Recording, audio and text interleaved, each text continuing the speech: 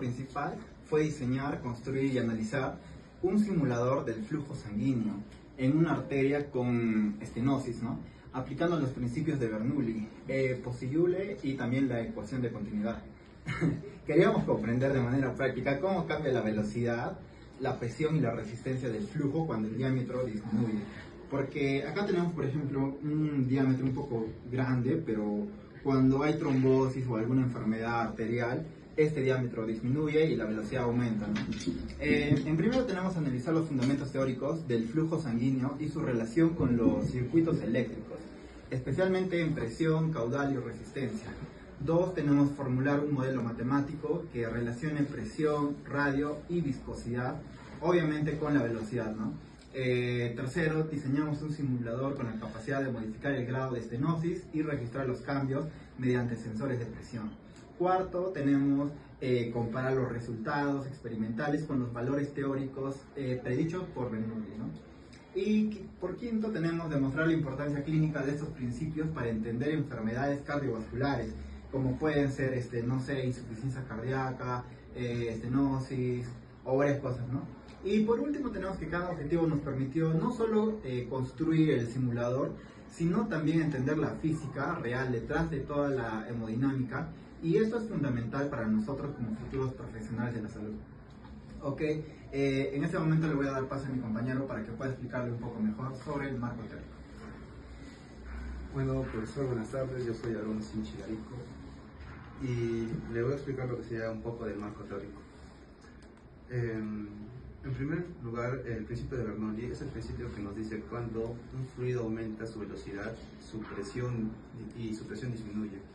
En una arteria estrecha, la sangre se acelera y la presión lateral baja, lo que explica por qué en medicina se detecta soplos en lugares donde el flujo se vuelve turbulento.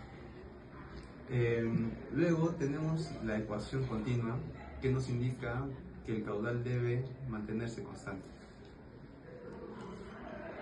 Bueno, entonces si el área disminuye, la velocidad tiene que aumentar. Esto explica por qué en la estenosis siempre vemos un flujo acelerado. Otro concepto clave de esta ley de Moletti, que describe cómo la viscosidad y el radio afectan la caída de presión. Algo importante aquí es que el radio afecta al flujo en proporción al radio a la cuarta potencia. Esto significa que una pequeña reducción del radio produce cambios enormes en la resistencia.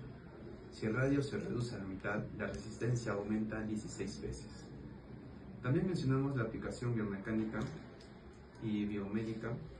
Estos principios se usan en Doppler, ecocardiografías y cateterismo para medir gradientes de presión.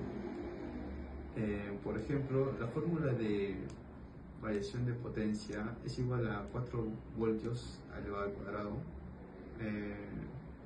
Proviene directamente de Bernoulli simplificado.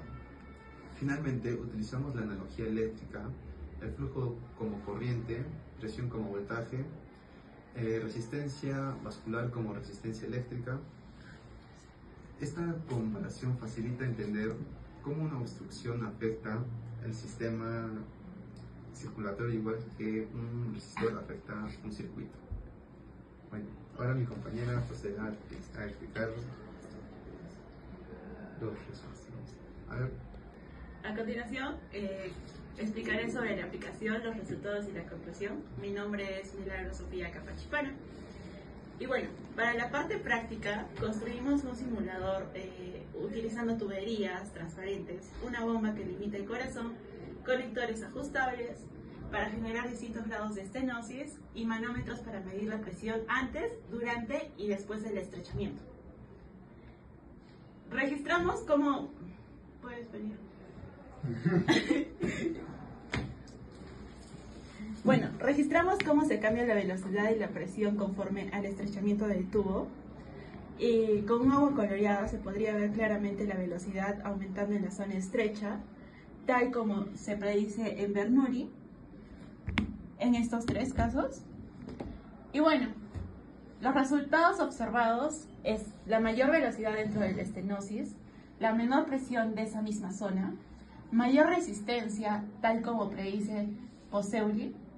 Los datos experimentales fueron coherentes con los valores teóricos y como conclusión podríamos decir que el simulador demostró ser una herramienta práctica y visual para comprender fenómenos que normalmente solo se estudian en teoría. Nos permitió entender cómo un cambio pequeño en el diámetro de una arteria puede modificar la presión, la resistencia, la velocidad del flujo sanguíneo, además de que